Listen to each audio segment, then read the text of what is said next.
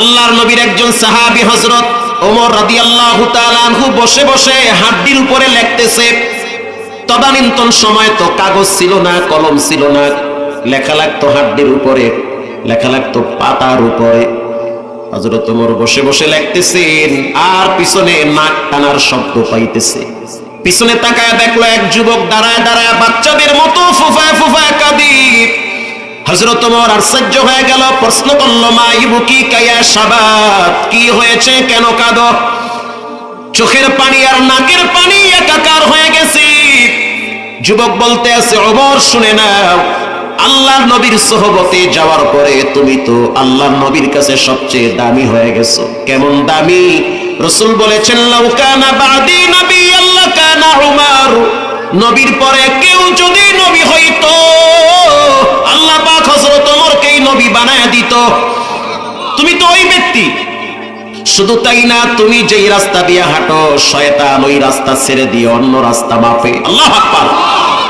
শুধু তাই না, আসাদ্দুহুম ফি আমরিল্লাহি উমর, দ্বীনের ব্যাপারে শরীয়তের ব্যাপারে তুমি শক্ত দিনের মানুষ, কোনো অন্যায় তোমার বরদাস্ত হয় না। তোমার সন্তানও যদি অপরাধ করে তুমি পারো না তারে ধরে মাটিতে গেড়ে ফেলতে। আল্লাহু আকবার। তুমি শক্ত দিনের অধিকারী, অন্য অন্য বাবার মতো তুমি পুসপুস করো না। সন্তান যদি অপরাধ করে তোমার আইন আল্লাহর আইনের একেবারে সমান সমান, কোনো বেশ কম না। হযরত ওমর বলতে আছে, তুমি কেন কাঁদো? যুবক বলতে আছে, ওমর এমন একটা অপরাধ করছি যে অপরাধের কারণে দিলটা ভেঙে তছনছ হয়ে গেছে, চুরমার হয়ে গেছে। এমন একটা পাপ করছি যেই পাপের কারণে ঘুমাইতেও পারি না, খাইতেও পারি না। এমন একটা অপরাধ করেছি যেই পাপের কারণে রাস্তা দিয়ে হাঁটলে ভয় লাগে, না জানি মাটি আমাকে ভিতরে নিয়ে যায়। এমন একটা অপরাধ করছি ভয় লাগে ঘুমাইতে, না জানি চুলার আগুন আইসা আমার ঘর পুড়ে আমার দেহটা পুড়ে ফেলে। বিশ্বাস করেন, পৃথিবীতে এমন একটা বস্তু নাই যেই বস্তুটা রবের কথা মানে না। আগুনও কার কথা শুনে? এই যে আমেরিকার দিকে তাকায় দেখেন, আমেরিকার একটা অঙ্গরাজ্যের নাম হলো ক্যালিফোর্নিয়া। এই ক্যালিফোর্নিয়া সবচেয়ে উন্নত একটা এলাকা। আমেরিকার সবচেয়ে ধনাঢ্য ব্যক্তিরা ওই এলাকায় থাকতে স্বাচ্ছন্দ্য ফিল করে। এমন ভাবে আগুন লাগছে এটাকে নিয়ন্ত্রণ করতে পারে না। পানি মারলে তো আগুন নিভে যায়, কিন্তু আশ্চর্য বিষয়, বিমান থেকে যখন পানি মারা হয় বিমান বাহিনী বলে আমরা মারি পানি, কিন্তু দেখতে পাই পানি বের হয় না, বের হয় আগুন। তাহলে বুঝতে হবে পৃথিবীতে যা কিছু আছে সবাই একজনের হুকুম মানে, তিনি হলেন কে? এই আমেরিকার ইশারায় ফিলিস্তিনের মুসলমানদের বাড়িঘর জ্বালিয়ে দেওয়া হয়েছে। এই আমেরিকার অস্ত্রের গরম, টাকার গরম, ক্ষমতার গরমে বাইতুল মুকাদ্দাসকে তছনছ করে দেওয়া হয়েছে। আজ রব্বুল আলামিন বিনা অস্ত্রে, বিনা বোমে, বিনা টাকায় ওই দেশটাকে মুহূর্তের ভিতরে আগুনে পুড়ে তছনছ করে দিয়েছে। বলেন, এই শক্তি পৃথিবীর কারো হতে পারে না। এই শক্তি একজনের, তিনি হলেন কে? প্রিয় ভাইরা আমার, যুবক এবার বলতে আছে, ওমর শুনে নাও, এমন একটা পাপ করছি যেই পাপের কারণে আমি ঘুমাইতে পারি না, কারণ ঘুমাইতে গেলে ভয় লাগে, না জানি চুলার আগুন আইসা আমারে পুইরা ফেলায়। এমন একটা অপরাধ করছি রাস্তা দিয়ে হাঁটতে গেলে মনে হয় গাছপালা আমারে ধিক্কার দেয়, তুই তো না ফারমান, কেন অপরাধ করলি? কোন গোরস্থানের পাশ দিয়ে হাইটা গেলে আমার কলিজার ভিতরে কামড় মারে, কারণ এই গোরস্থানে কত মায়ের সন্তান ঘুমায়। হযরত ওমর বলতে আছে, টেনশনের কারণ নাই, ঠান্ডা হও, চলো তোমারে নিয়ে নবীর দরবারে যাব। হযরত ওমর রাদিয়াল্লাহু তাআলা আনহু যুবকের হাত ধরে নবীর দরবারে নিয়ে গেছে। আল্লাহর হাবিবের দরবারে যখন হযরত ওমর দাঁড়ায় গেল, আল্লাহর হাবিব তাকায় দেখলো ওমরের চোখের পানি বায়া বায়া, দাড়ি ভিজে, জামা ভিজতেছে। আল্লাহু আকবার। আল্লাহর রাসূল প্রশ্ন করলো, মা ইবুকিকা ইয়া উমর, কেন কাঁদো, কি হয়েছে, কাঁদতেছো কেন? হযরত ওমর রাদিয়াল্লাহু তাআলা আনহু বলে, আমিরুল মুমিনিন। হযরত ওমর বলে, ওগো আল্লাহর হাবিব, আমি কাঁদি না, এক যুবক আমার কলিজাটা ভেঙে তছনছ করে দিয়েছে, চুরমার করে দিয়েছে। আল্লাহর হাবিব বলল, ডাকো এই যুবককে সামনে। এবার যুবক আল্লাহর হাবিবের সামনে দাঁড়ায় গেল। আল্লাহর হাবিবের সামনে যখন দাঁড়াইল তখন আল্লাহর হাবিব যুবককে প্রশ্ন করলো, মা ইউবুকিকা ইয়া শাবাব, কি হয়েছে, কেন কাঁদো? ওগো আল্লাহর হাবিব, আমি এমন একটা পাপ করছি, পাপের বুঝটা অনেক বড়, পাপের গাঁটটিটা অনেক বড় হয়ে গেছে। পাপ এমন একটা জিনিস যা বাপেরও ছাড়ে না, পাপ এমন একটা জিনিস যা বাপেরও ছাড়ে না, গোপনে গোপনে জ্বালায়া তুষ বানায়। কোন যুবক যদি কোন যুবতী মেয়ের সরলতা পাইয়া ওন্না ধরে টান দেয়, কোন যুবক যদি কোন যুবতী মেয়েকে প্রেমের জাল বিস্তার করে সেখানে পালায়া ওন্না ধরে টান দেয়, সেই যুবক যেন লিখে রাখে 30 বছর পরে হলো এই শাস্তি তার পাওয়া লাগবে। কথা ঠিক না বেঠিক? চোখের সামনে দেখবে নিজের মেয়ের সাথে আরেকজন অপকর্ম করে, শুনবে, দেখবে, বলতে পারবে না, কারণ তার দ্বারা আরেকটা মেয়ে নিরাপদ থাকে নাই, তার দ্বারা আরেকটা মেয়ের সতীত্ব নষ্ট হয়েছে। কথা ঠিক না বেঠিক? কুল্লু নাফসিন বিমা কাসাবাত রহিনা, আল্লাহ পাক স্পষ্ট কোরআনে বলেছেন। কোরআনের কথা অবিশ্বাস করার কোনো সুযোগ আছে? নাই, সুযোগ নাই। আল্লাহ পাক বলেন, কেউ যদি গোপনেও পাপ করে এই শাস্তি তার পাওয়া লাগবে। তবে হ্যাঁ, আল্লাহ পাক তো অতি দয়ালু, দয়াশীল, বড় মায়া। এজন্য আল্লাহ পাক বাঁচানোর জন্য বান্দাকে একটা অপশন বের করে দিয়েছে। হ্যাঁ, তুমি যদি গোপনে আমার কাছে তওবা করো, ক্ষমা চাও, আর যদি বলো আমি অতীতে যা করছি আর সামনে পাপ করব না, রাসূল বলেছেন তাইবু মিনাজ যামবি কামাল্লা যামবালা, তওবা করার সাথে সাথে পিছনের সব গুনাহ আল্লাহ ডিলিট করে দেয়। হযরত ওমর রাদিয়াল্লাহু তাআলা আনহু বলেন, ওগো আল্লাহর হাবিব, যুবকের কান্নার আওয়াজে আমার চোখের পানি বের হয়েছে, আমার শক্ত দিল নরম হয়ে গেছে। আল্লাহর রাসূল বলল, যুবক কেন কাঁদো, কি হয়েছে? বলে, পাপের গাঁটটি অনেক বড় হয়ে গেছে। রাসূলুল্লাহ বলল, কি এমন পাপ করলাম? যুবক বলতে আছে, আল্লাহর হাবিব, আমার একটা গোপন পাপ সম্পর্কে পৃথিবীর কোনো মানুষ জানে না। সবাই জানে আমি ভালো মানুষ, কিন্তু ভালোর আড়ালে একটা খারাপ চরিত্র আছে না নাই?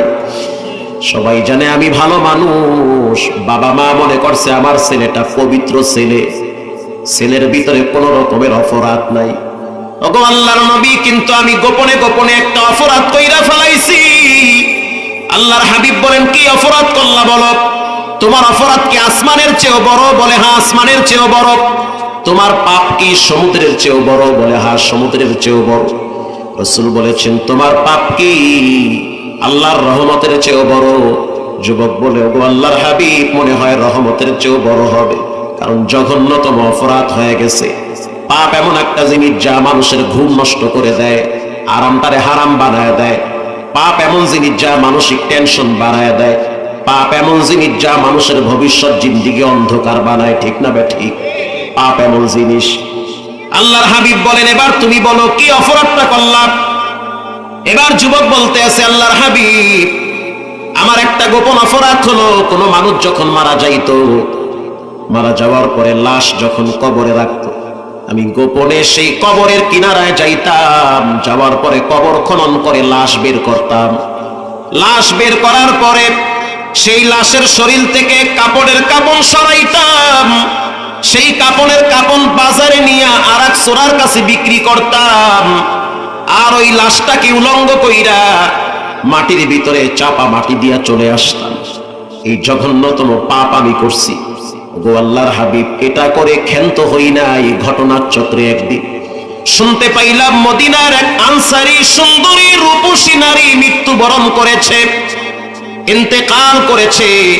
এই সংবাদ পাওয়ার পর আমি গোপনে চলে গেলাম সেই কবরের কিনারায়। কবরের কিনারায় যাওয়ার পরে গোপনে আমি কবর খনন করলাম। কবর খনন করার পরে লাশ ওখান থেকে বের করলাম। লাশ বের করার পরে আমি কাপনের কাপন শরীর থেকে আলাদা করছি। মেয়েটাকে আমি বিবস্ত্র কইরা ফেলাইছি। উলঙ্গ বানাইয়া মেয়েটার শরীর থেকে কাপন যখন সরাইলাম, শুধু তাই না, তখন আমার ভিতরে নফসে আম্মারা জাগ্রত হয়েছে, খাহেসাত বেড়ে গেছে। আমার ভিতরে এমন একটা লোভ জাগ্রত হয়েছে, শয়তান আইসা আমার উপরে প্রভাব বিস্তার করেছে। তখন আমি ওই মেয়েটার সাথে জিনা করার জন্য ব্যস্ত হয়ে গেলাম। মৃত নারীর সাথে আমি নিজে অপকর্ম করেছি, খারাপ কাজ করেছি। খারাপ কাজ করার পরে কাপড়ের কাপড় নিয়ে যখন আমি যাইতেছিলাম, আল্লাহ তাআলা মেয়েটার জবান খুলে দিয়েছে। আল্লাহু আকবার। মেয়েটা চিৎকার মেরে বলতেছে, যুবক কোন জায়গায় হাত দিলি?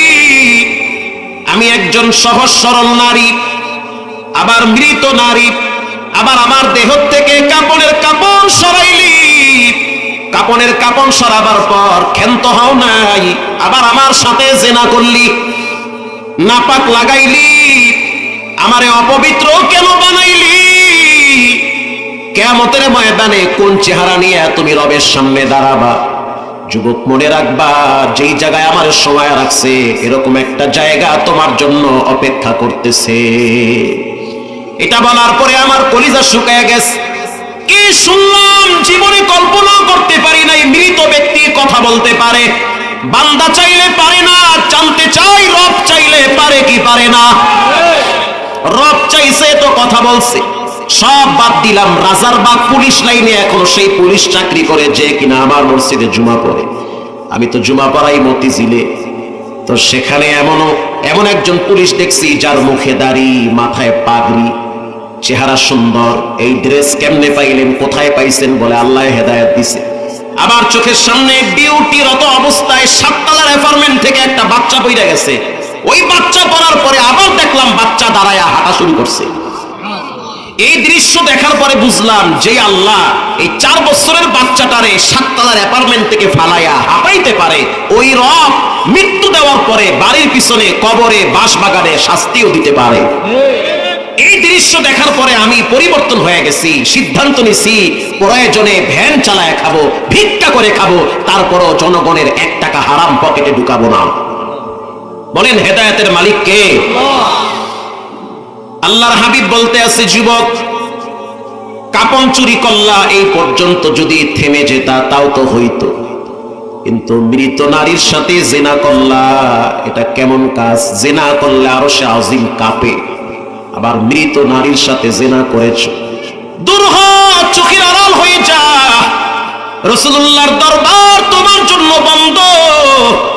যেথায় তোমার মনে চায় সেথায় চলে যাও, আমার দরবারে আসবা না। আল্লাহর হাবিব যখন রাগ করলেন, তখন যুবকের কলিজা দুমড়ে মুচড়ে তছনছ হয়ে গেছে। বুঝতে পারলো রাসূল রাগ করছে মানে গোটা পৃথিবী আগুন ধইরা গেছে। আল্লাহু আকবার। এবার এই যুবক চিন্তায় পড়ে গেল, আমি কি করব, কার কাছে যাব? চোখের পানি ছেড়ে কাঁদতে কাঁদতে চোখের পানি শুকায় গেছে। কথা আছে না, মনে যদি শান্তি না থাকে কোনো কিছুই ভালো লাগে না। যুবক চলে গেল পাহাড়ের চূড়ায়। পাহাড়ের চূড়ায় দাঁড়াইয়া চোখের পানি ছেড়ে চিৎকার মেরে বলতে আছে, আল্লাহ আমার জন্য মদিনার সব দরওয়াজা বন্ধ, আপনার রাসূলের দরওয়াজা বন্ধ হয়ে গেছে, কিন্তু আমি অপরাধ করার পরে আমার ভিতরে জ্বালা যন্ত্রণা শুরু হয়ে গেছে। কেন আমি পাপ করলাম? কেন আমি জঘন্যতম অপরাধ করলাম? ওগো মালিক, যদি আপনি আমারে ক্ষমা না করেন, আপনার নিজের হাতে আমারে বানাইছেন, আল্লাযী খালাকাকা ফাসাওয়াকা ফাআদালাক ফি আই সূরাতিন মা শাআ রাক্কাবাক। আল্লাহু আকবার বলেন। আপনি নিজের হাতে আমারে বানাইছেন, যেমনে মনে চাইছে তেমনে বানাইছেন। এখন আমি অপরাধ কইরা ফেলাইছি, যদি আপনার মনে চায় ক্ষমা করেন, মনে না চাইলে আসমান থেকে আগুন পাঠায় আমারে পুড়ে ভস্ম করে দেন। এই চেহারা মদিনার কাউরে দেখাইতে চাই না, যে দেখবে সে থুতু মারবে। এই চেহারা মদিনার কাউরে দেখাইতে চাই না, পশু পাখি আমার দিকে তাকায় না লজ্জায়। ওগো আল্লাহর হাবিব, সেও তো আমারে তাড়ায় দিল। দরজা তোমার খোলা আছে, কারণ তুমি তো বলেছো লা তাকুনাতু মির রাহমাতিল্লাহ, বান্দা যত অপরাধ করো আমার দরওয়াজা ছেড়ে দিও না। আল্লাহ রাব্বুল আলামিন তার কুদরতি অন্তরে জোশ মেরেছে, তার অন্তরে মায়া লাগছে, কারণ সারা পৃথিবীর মানুষদের স্রষ্টা একজন, তিনি হলেন কে? আল্লাহর হাবিবের দরবারে জিবরাইল আইসা হাজির। আসসালামু আলাইকা ইয়া নবী আল্লাহ। আল্লাহ পাক জানতে চাইছে সারা পৃথিবীর সমস্ত মানুষদেরকে টাইম মতো খাবার খাওয়ায় কে? আল্লাহ। আল্লাহর রাসূল বলল, জিবরাইল আজকে এমন কথা কেন? কথার সুর তো পাল্টে গিয়েছে। রাসূলুল্লাহ বলেন, সবার রিজিক তো আল্লাহ দেয়। সমুদ্রের একটা ক্ষুদ্র প্রাণীও যদি ক্ষুধার যন্ত্রণায় চিৎকার মারে, সেই খাবারটাও টাইম মতো পৌঁছায়া দেয় কে? আল্লাহ। এবার জিবরাইল বলতে আছে, আল্লাহর হাবিব, সারা পৃথিবীর সমস্ত মানব দানবের স্রষ্টাকে আল্লাহ পাক জানতে চাইছে আপনার মুখ থেকে।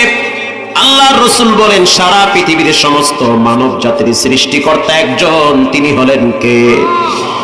ওগো আল্লাহর হাবিব, রব্বুল আলামিন কোরআনের আয়াত নাজিল করছে, والذين إذا فعلوا فاحشة أو ظلموا أنفسهم ذكروا الله। ওগো আল্লাহর হাবিব, কেউ যদি ফায়সা কাজ করে, খারাপ কাজ করে, অপরাধ করে, জঘন্যতম পাপে লিপ্ত হয়, والذين إذا فعلوا فاحشة أو ظلموا أنفسهم ذكروا الله। অপরাধ করার পরে সে যদি আল্লাহরে স্মরণ করে, অপরাধ করার পরে সে যদি নীরবে বলে, আয় আল্লাহ, আমি অপরাধ করেছি, দরজা তো তোমারটা খোলা, বাকি দরওয়াজা বন্ধ হয়ে গেছে, আল্লাহরে ডরান। প্রিয় ভাইরা আমার, যখন এই যুবক চিৎকার মেরে বলল, রব্বুল আলামিন ইয়ালামু খাইনাতাল আ'য়ুনি ওয়া মা তুখফিস সুদূর, গোপনেও যেটা করি সেটাও তো আপনি দেখেন, আপনার রাসূল আমারে তাড়ায় দিছে, আমি এখন যাব কোথায়? আল্লাহ পাক বলেন, নবী আপনি জানায় দেন, ওয়াল্লাযীনা ইযা ফাআলু ফাহিশা আও যালামু আনফুসাহুম যাকারুল্লাহ।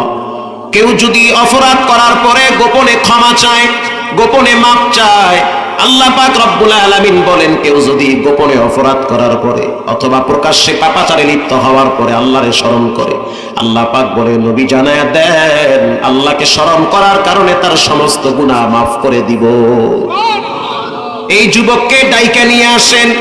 আল্লাহর হাবিব হযরত আবু বকরকে পাঠিয়ে দিল, যাও গিয়ে যুবকরে বলো, আল্লাহ রাব্বুল আলামিন তার দিলের কষ্ট বুঝতে পারছে, কাপন চুরির গুনাহ, জিনার গুনাহ সব মাফ করিয়া রব্বুল আলামিন তার নামটা জান্নাতের মেহমানদের খাতায় লেখা দিছে।